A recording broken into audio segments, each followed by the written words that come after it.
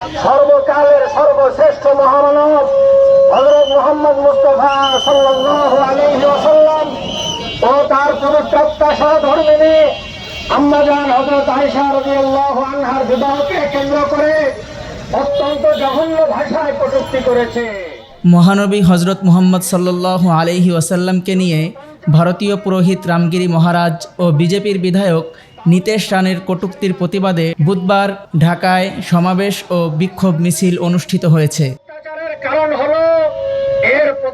বুধবার বিকেলে তাহজিবুল মাদারিসিল কওমিয়া বাংলাদেশের আয়োজনে রাজধানীর মোহাম্মদপুরে এ সমাবেশ অনুষ্ঠিত হয়। তাহজিবুল মাদারিসিল কওমিয়ার নায়েবে আমির মুফতি ইব্রাহিম হেলালের সভাপতিত্বে এতে বিভিন্ন মাদ্রাসার অসংখ্য শিক্ষার্থী, শিক্ষক, সাধারণ মুসল্লি ও স্থানীয়রা অংশ নেন।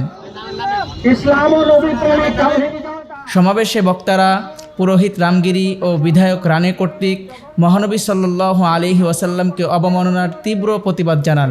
তারা অবিলম্বে এই দুই কটূক্তিকারীর সর্বোচ্চ বিচার দাবি করেন। এছাড়াও দেশের অন্তর্বর্তী সরকারকে রাষ্ট্রীয়ভাবে পুরোহিত রামগিরি ও বিধায়ক রানেকে দ্রুত বিচারের আওতায় আনতে ভারত সরকারকে চাপ দেওয়ারও আহ্বান জানান।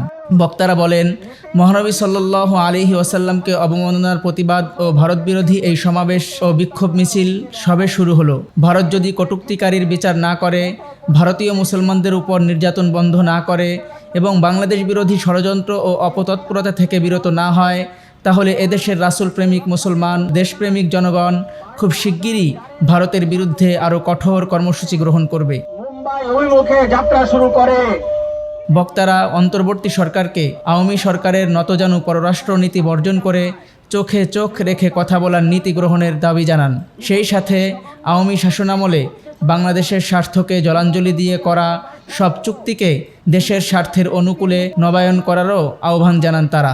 প্রধান উপদেষ্টা ও পররাষ্ট্র উপদেষ্টা কর্তৃক বাংলাদেশে নিযুক্ত ভারতীয় হাই কমিশনারকে তলব করে তীব্র নিন্দা ও জোরালো প্রতিবাদ জানানো এবং অপরাধীদের ব্যাপারে দ্রুত দৃষ্টান্তমূলক পদক্ষেপ গ্রহণের দাবি জানানো।